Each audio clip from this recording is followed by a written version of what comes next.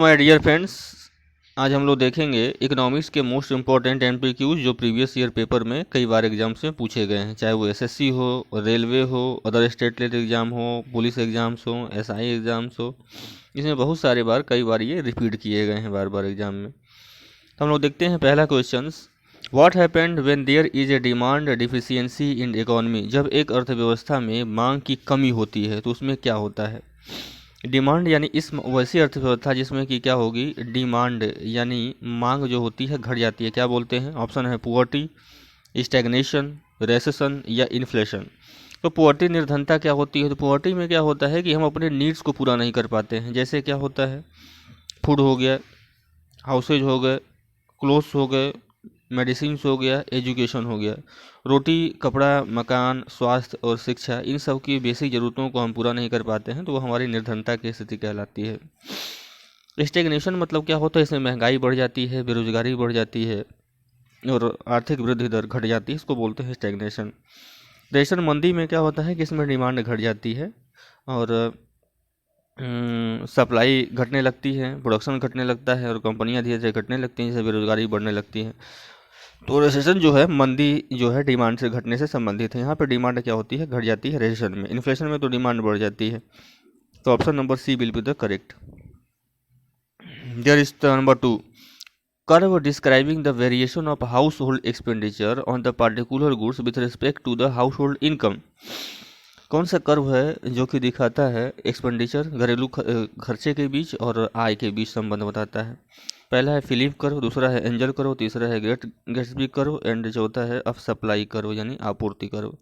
इन चार ऑप्शंस में जो पहला करेक्ट ऑप्शन होगा वो दैट मीन्स बी होगा। एंजल कर्व बताता है कि हमारी इनकम बढ़ने के साथ साथ हमारी डिमांड भी बढ़ जाती है, तो इनकम बढ़ेगी तो डिमांड बढ़ेगी, ये एंजल कर्व बताता है।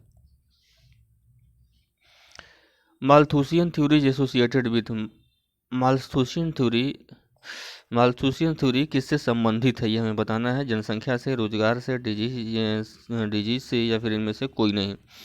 तो माल्थुसियन थ्योरी जो रिलेटेड है वो संबंधित है जनसंख्या से। माल्थुसियन थ्योरी में कहा गया है कि हमारी जनसंख्या जीपी यानी ज्योमेट्रिकल प्रोग्रेशन या गुणोत्तर श्रेणी में लगातार बढ़ती जा रही है, जबकि हमारे यहाँ फूड ग्रेन प्रोडक्शन, खाद्यान्न का उत्पादन अर्थमेटिक प्रोडक्शन में अर्थमेटिक प्रोग्रेशन में बढ़ता जाता है, यानी सामान्य श्रेणी में बढ़ती जाती है। एक होती है गुणोत्तर श्रेणी, एक होती है समांतर श्रेणी। तो गुणोत्तर श्रेणी में हम लोगों की जनसंख्या बढ़ रही है। माल्थुसियस थ्योरी के में कहा गया है कि हमारी जनसंख्या किस में बढ़ रही है? गुणोत्तर श्रेणी में बढ़ रही है, यानी जीपी में बढ़ रही है, जबकि हमारा फूड ग्रेन प्रोडक्शन किस में बढ़ रहा है? एपी में बढ़ रहा है, अर्थमेटिक प्रोग्रेशन में बढ़ रहा है, यानी समांतर श्रेणी में बढ़ रही है। इसी में उन्होंने बताया था। नंबर 4 है गैलोपिंग इन्फ्लेशन क्या होता है या गैलोपिंग इन्फ्लेशन किसे कहा जाता है। पहला है walking inflation, hyper inflation, running inflation या सामान्य इन्फ्लेशन। तो गैलोपिंग इन्फ्लेशन को बोलते हैं उछलती हुई महंगाई, और गैलोपिंग इन्फ्लेशन यहाँ पे संबंधित है बी से, यानी हाइपर इन्फ्लेशन होती है गैलोपिंग इन्फ्लेशन।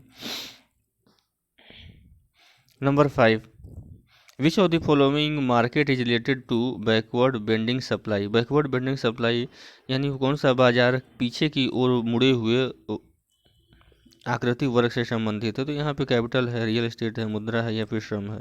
यहाँ पे रियल एस्टेट जो होता है पीछे छुए मुड़ी हुई मुद्रा के संबंध में दिखाता है। नंबर यहाँ पे बी होगा। विच of the following curve show the inverse relation between the unemployment and inflation. यानी बेरोजगारी और महंगाई के बीच कौन सा संबंध बताता है। बेरोजगारी और मुद्रास्फीति के बीच कौन सा कर्व संबंध बताता है? सप्लाई कर्व या फिर इंडिफरेंस करो या एसआई करो या फिलिप करो।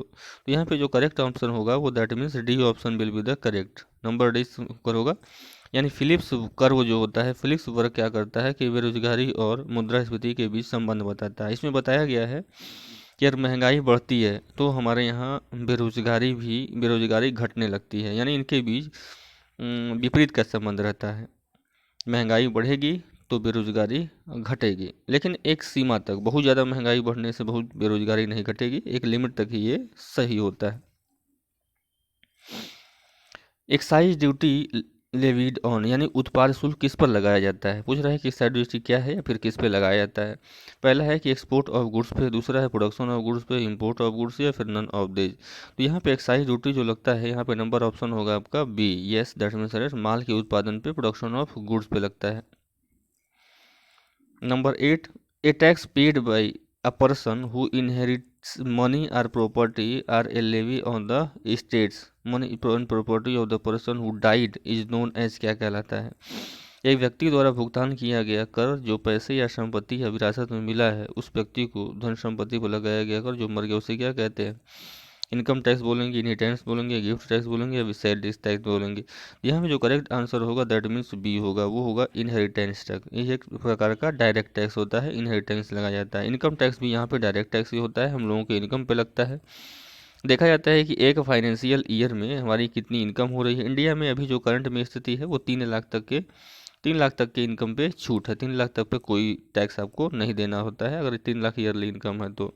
गिफ्ट टैक्स भी एक डायरेक्ट टैक्स होता है, गिफ्ट टैक्स डायरेक्ट टैक्स होता है, और सेल टैक्स आपका इनडायरेक्ट टैक्स होता है, सेल टैक्स। नंबर 9, लॉरेंज वक्र किस चित्र में प्रतिनिधि को दिखाता है? यानी लॉरेंज कर्व किसको शो करता है? लॉरेंज वक्र का मतलब क्या होता है? लॉरेंज कर्व का मतलब क्या होता है? यानी ये किससे संबंधित है? पॉवर्टी से, अनएम्प्लॉयमेंट से, इनकम डिस्ट्रीब्यूशन से और पॉपुलेशन से। तो लॉरेंज वक्र यानी लॉरेंज कर्व जो होता है वो संबंधित है, यहाँ पे सी ऑप्शन सही हो, इनकम डिस्ट्रीब्यूशन से। उन्होंने बताया गया है कि आय की विषमताएं समाज में इनकम बढ़ने के साथ साथ बढ़ने जाती है। कम लोगों के पास कम पैसा और बड़े लोगों के पास बड़े लक्ष्य पैसा। विच of the following is a territory activity, यानी टर्शियरी तृतीय गतिविधि कौन है? हमने बताया था कि primary sector, secondary sector, tertiary sector, 3 तरह के सेक्टर्स को बांटा गया है। तो 3 तरह के सेक्टर्स में उत्पादन होते हैं, एक होता है प्राइमरी सेक्टर, एक होता है सेकेंडरी सेक्टर और एक होता है टर्शियरी सेक्टर। तो यहाँ बताना है कि टर्शियरी सेक्टर का एग्जाम्पल एक कौन सा है? फार्मिंग है, मैन्युफैक्चरिंग है, डेयरी है या फिर ट्रेडिंग है, व्यापार है। तो फार्मिंग अगर हम देखेंगे यहाँ पे तो फार्मिंग होता है प्राइमरी सेक्टर की एक्टिविटीज़ होती है, क्योंकि नेचर और एग्रीकल्चर संबंधी जो भी चीज़ें होती हैं प्राइमरी सेक्टर में आती हैं। मैन्युफैक्चरिंग जो होता है वो सेकेंडरी सेक्टर में आता है। मैन्युफैक्चरिंग सेक्टर जो होता है यानी जितनी भी चीज़ें विनिर्माण की जाती हैं, प्रोडक्शन की जाती हैं फैक्ट्री में, वो सेकेंडरी सेक्टर में आता है। डेयरी जो होता है, डेयरी आपका प्राइमरी सेक्टर्स में आते हैं।